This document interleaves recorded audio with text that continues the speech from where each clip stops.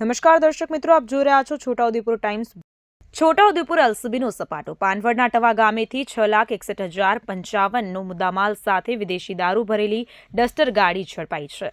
છોટાઉદેપુર જિલ્લામાં પ્રોહિબિશનના કાયદાના કડક અમલ માટે પોલીસ અધિક્ષક દ્વારા આપવામાં આવેલી સૂચનાના પગલે લોકલ ક્રાઇમ બ્રાન્ચે પાનવડ પોલીસ સ્ટેશન વિસ્તારમાં મોટી કાર્યવાહી કરી છે।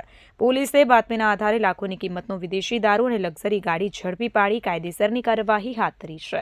વડોદરા વિભાગના પોલીસ મહાનિરીક્ષક સંદીપસિંહ અને છોટાઉદેપુર પોલીસ અધિક્ષક ઇમ્તિયાઝ શેખ દ્વારા જિલ્લામાં દારૂબંધીના કાયદાનો કડક અમલ થાય અને પ્રોહિબિશનની ગેરકાયદેસર પ્રવૃત્તિઓ સદંતર નેસ્તનાબૂદ થાય તે માટે તમામ પોલીસ સ્ટેશનોને સૂચના આપવામાં આવી છે। બાતમીના આધારે ટવા ગામે વોચ ગોઠવી સૂચનાના અનુસંધાને એલસીબી પોલીસ ઇન્સ્પેક્ટર એમએફ ડામોરના નેતૃત્વમાં એલસીબી સ્ટાફના માણસો પાનવડ પોલીસ સ્ટેશન વિસ્તારમાં પેટ્રોલિંગમાં હતા। તે દરમિયાન ટેલિફોનિક બાતમી મળી હતી કે ટવા ગામે એક સફેદ કલરની રેનોલ્ટ ડસ્ટર ગાડીમાં વગર પરમિટનો વિદેશી દારૂ ભરીને લાવવામાં આવી રહ્યો છે। બાતમી મુજબની ગાડી આવતા જ પોલીસે તેને કોર્ડન કરી ઊભી રખાવી હતી અને ગાડીની તલાશી લેતા તેમાંથી વિદેશી દારૂની કુલ 805 બોટલો મળી આવી હતી। પોલીસે ગાડીના ચાલકની અટકાયત કરી મુદ્દામાલ કબજે કરી અને આગળની તપાસ હાથ ધરી છે।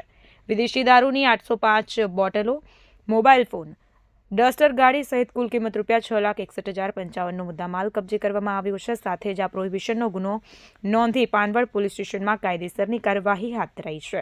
એલસીબીની સફળ કામગીરીથી જિલ્લાના બુટલેગરોમાં ફફડાટ પણ વ્યાપી ગયો છે।